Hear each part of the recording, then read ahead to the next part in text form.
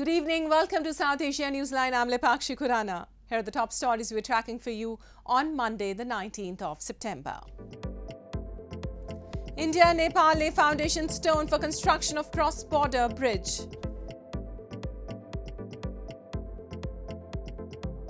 Pakistan will absolutely not default on debts despite floods, says Finance Minister. And UN condemns tragic and shameful year-long ban on Afghan girls' education. And now for all the details. Senior officials of India and Nepal on Monday laid the foundation stone for the construction of a motorable cross-border bridge over the Mahakali River.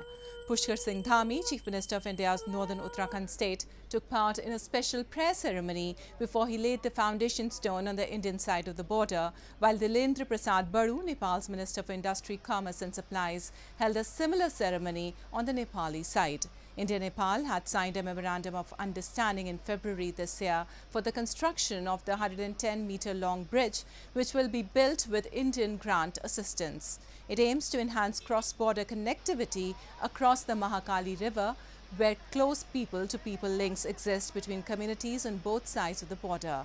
It will be the second motorable bridge on the India-Nepal border in Uttarakhand.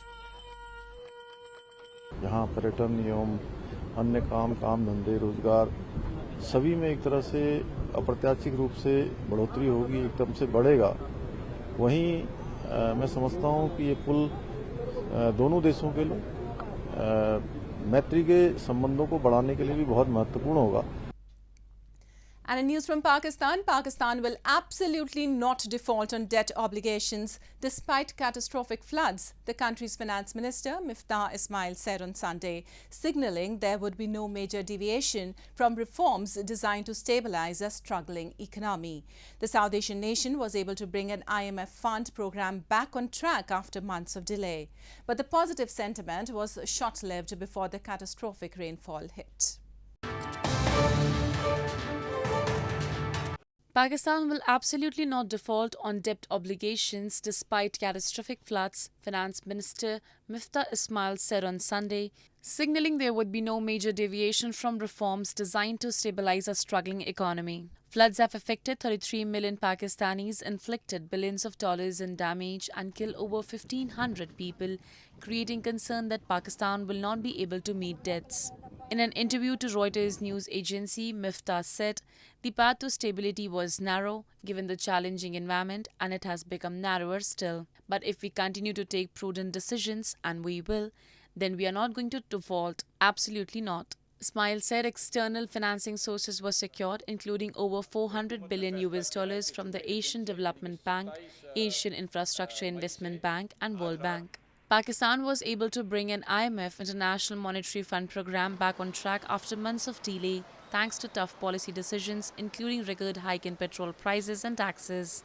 But the positive sentiment was short-lived before the catastrophic rainfall hit. Central bank reserves now stand at $8.6 billion despite the influx of $1.12 billion in IMF funding in late August, which are only enough for about a month of imports.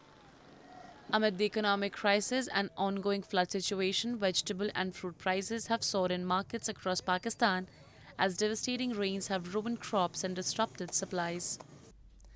Moving on, Prime Minister Shehbaz Sharif and PMLN party Supremo Nawaz Sharif held a meeting in London on Sunday and agreed to hold the general elections at a stipulated time and said no pressure in this regard will be accepted. This comes as opposition PTI chairman Imran Khan has been repeatedly demanding snap polls. Pakistan's Prime Minister Shehbaz Sharif and ruling PMLN Supremo Nawaz Sharif on Sunday held a meeting in London and agreed on holding the next general elections at the stipulated time, according to local media reports. Shehbaz reached the United Kingdom on Saturday to attend the state funeral of late Queen Elizabeth. The Sharif brothers agreed that the present coalition government will complete its constitutional term and agreed to steer the country out of multiple crises with the help of allies.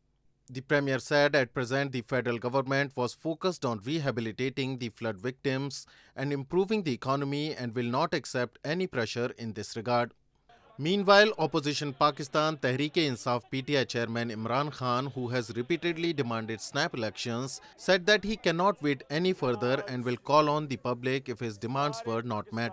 Earlier this month, Khan had lashed out at the government, saying that it was delaying the elections to appoint an army chief of its own and that if a patriotic chief of army staff comes in, he will not spare the incumbent rulers. His remarks were construed by the military as defamatory and an attempt to undermine the army's leadership. Defense Minister Khwaja Asif told reporters on Sunday that the appointment should not be politicized as it hurts the institution. He said a new army chief will be appointed on time in November and accused Imran Khan of raking up a controversy for his personal benefit. And well, in news from Afghanistan, the United Nations has called for Afghanistan's Taliban rulers to reopen schools for girls, calling the anniversary of their exclusion from high school shameful. Weeks after the Taliban seized power in August last year, the hardline Islamist reopened high school for boys but banned secondary school girls from attending classes.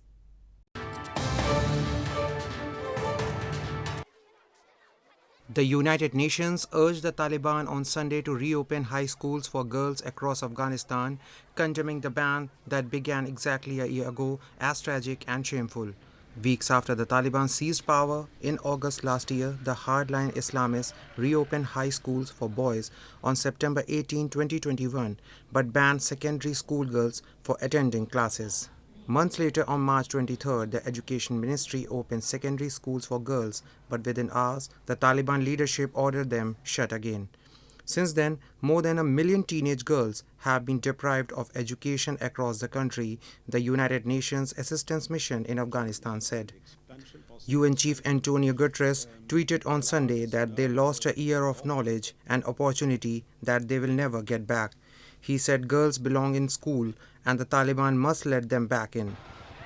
The UN estimates more than 1 million girls have been barred from attending high school over the past year. The international community has made ensuring human rights, especially rights of girls and women, as key demands for any future recognition of the Taliban administration. Afghanistan's assets, which have remained frozen due to sanctions, have severely hampered banking, business and development. And more news from Afghanistan. Hundreds of Afghans recently staged a demonstration against the U.S. decision to transfer $3.5 billion in Afghan central bank assets into a Swiss-based trust fund that will be shielded from the Taliban. Washington has said the funds will be used to help stabilize Afghanistan's collapsed economy. However, the protesters blamed the withholding of funds by the United States has led to the ongoing crisis.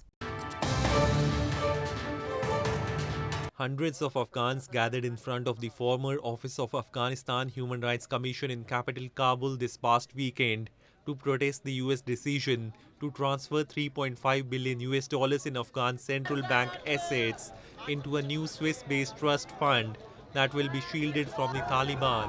The US Treasury Department has said the funds will be used to help stabilize Afghanistan's collapsed economy.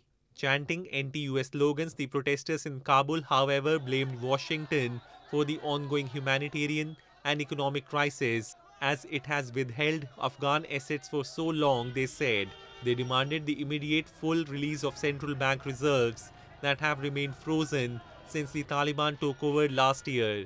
The protesters also called for trial of international troops accused of committing war crimes. ظاهرات ما امروز جمعوری ما در پیشروی کمیسیون حقوق بشر است. امریکا باید با زودترین فرصت امی پول افغانا را باید اعلام کنه، آزاد بسازه. The ruling Taliban's Foreign Affairs Ministry spokesperson last week termed the US move against the international norms and said if the reserves are dispersed without taking into consideration the inputs by Afghanistan, the Islamic Emirate will be forced to impose fines and ban on such illegal activities. And in news from Nepal, scores of fans of pop culture gathered for the cosplay fest Otaku Jatra in Nepal's capital Kathmandu this past weekend and showed off costumes of their favorite animated characters. The annual cosplay festival started in 2010 and has been growing over the years.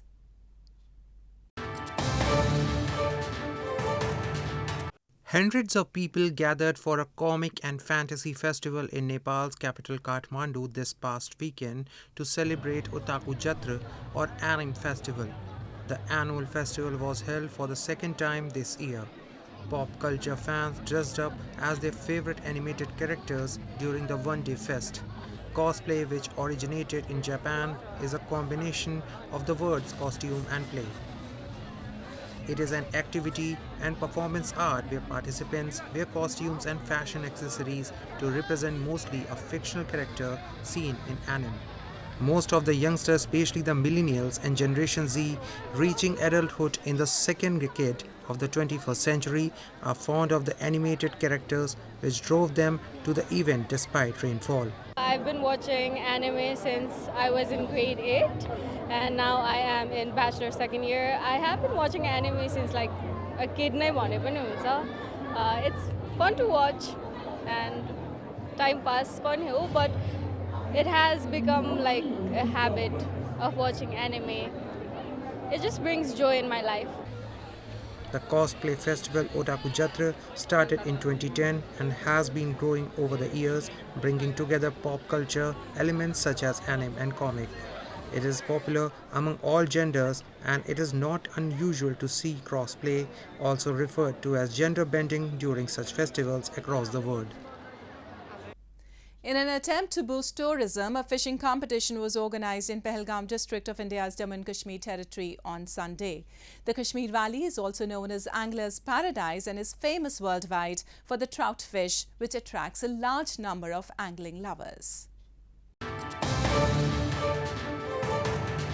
In a bid to promote sports and tourism, a fishing competition was organized in Pahalgam district of India's northern Jammu and Kashmir territory by Kashmir's Anglers Federation in collaboration with the Tourism and Fisheries Department. Kashmir Valley, also known as Angler's Paradise, is famous worldwide for trout fish, which attracts a large number of angling lovers from across the world. The competition aimed to revive angling activities to attract a number of good anglers, including youngsters. So, as far as the adventure sports is concerned in Kashmir, it has great potential for all the segments. When you talk about fly fishing in Kashmir, it's called as Angler's Paradise. यहाँ पे जो हमारे पास करीबन 100 से भी ज़्यादा beaches है, picturesque beaches है, are surrounded by beautiful mountains. We have got brown trouts here, we've got rainbow trouts here, and it's full of stock everywhere. For the last few years, the Department of Fisheries is also making efforts to boost the trout fish culture and spreading the seeds in different farms, aimed to maintain the importance of trout fish that is a major attraction for anglers.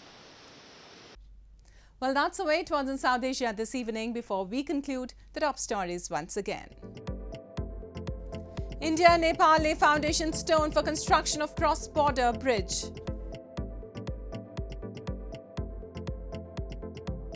Pakistan will absolutely not default on debts despite floods, says Finance Minister.